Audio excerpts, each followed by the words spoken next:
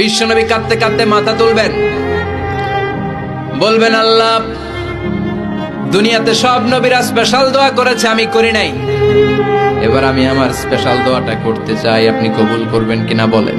আল্লাহ বলবেন, নবী কি আপনার দোয়া বলেন? বিশ্বনবী বলবেন, আমার একটা উম্মত যার অন্তরের মধ্যে যাররা পরিমাণ ঈমান আছে, একবার আপনারে আল্লাহ বলে ডেকেছে, একবার আমি বিশ্বনবীর উপর দুরূদ পড়েছে, একবার শাহাদাতের বাণী আমার যে গুনাহগার উম্মত দুনিয়ার বুকে থেকে ঘোষণা দিয়েছে, ওই একটা উম্মত যদি জান্নাতে ঢুকতে না পারে, আপনি আমারে জান্নাতে ঢুকাতে পারবেন না। আল্লাহ বলবেন, সাল তুতা, সাল সাল তুতা, ওয়াশফা তুশাফা, শাফাত করেন নবী করেন, যার জন্য দোয়া করবেন আমি কবুল করে নেব।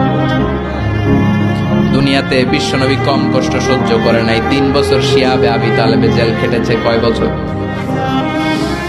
দুর্ভিক্ষের বছরগুলোতে বিশ্বনবীর পেটে দানা পানি ছিল না। কলিজার টুকরা হাসান হুসাইন কই মাছের মতো ছটফট করেছে, জামিনে ক্ষুধার জ্বালায় বেহুশ হয়েছিল। বিশ্বনবী যদি ওই স্পেশাল দোয়াটা করতেন, জান্নাত থেকে খাবারের বস্তা পাঠিয়ে দিত কে? ওই দোয়া করছিলেন? জেলখানায় আল্লাহরে বলছিলেন, আল্লাহ স্পেশাল দোয়া করলাম, জেল থেকে মুক্ত করে দেন, করছিলেন? যুদ্ধের ময়দানে নিজের দাঁত ভেঙেছে, উহুদের ময়দান সাক্ষী, বিশ্বনবীর মুবারক রক্তে উহুদের ময়দান রঞ্জিত হয়েছে। সেদিনও বিশ্বনবী ওই দোয়াটা করে নাই। চিল্লায় বলেন ঠিক কিনা?